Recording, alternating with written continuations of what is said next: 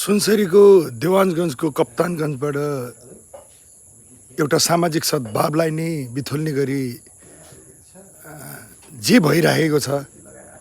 आज दुःखका साथ भन्नुपर्छ, हामी यो देशमा बसेर सरकार विहीन जस्तो भएका छौँ।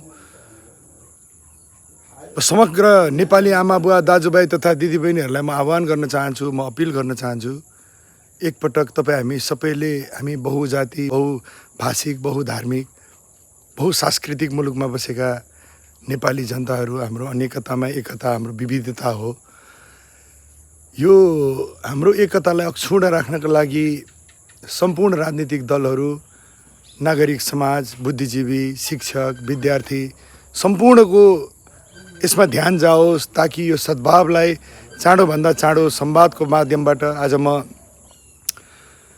राष्ट्रिय स्वतन्त्र पार्टीका सभापति रवि लामिछानेलाई धन्यवाद दिन चाहन्छु। तपाईँले जुन अग्रसरता देखाउनु भएको छ, ठुलो दलको हैसियतले तपाईँले एउटा हैसियत देखाउनुहोस्। तपाईँले एउटा जुन तरिकाको अग्रसरता देखाउनु भएको छ, तपाईँसँग हामी सबैजना खुसी नै छौँ र यसले चाँडोभन्दा चाँडो निकास पाओस् र यो सरकार विहीनको अवस्थामा हामी बसे पनि हामीले हाम्रो धैर्यतालाई कसैले पनि नगुमाउँ।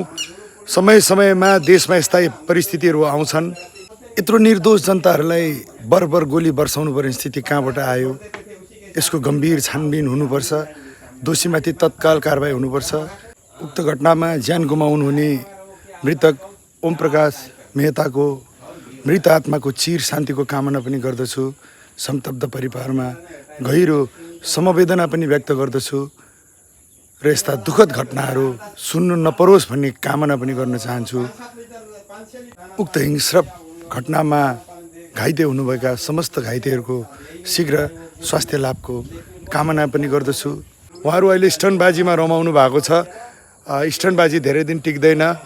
यो ठिकै छ, अहिले जेसुकै कुरा भए पनि देश अप्ठ्यारो स्थितिमा रहिराखेको हुँदा सबैजनाले एकदम धैर्य भएर, मैले नि आज सामाजिक सञ्जालमा जान सकेको छैन, म यो कुरा सम्झिँदै यो सिरियासम्म पनि अगाडि बढ्दैछ, भुसको आगो जस्तै सल्किँदैछ।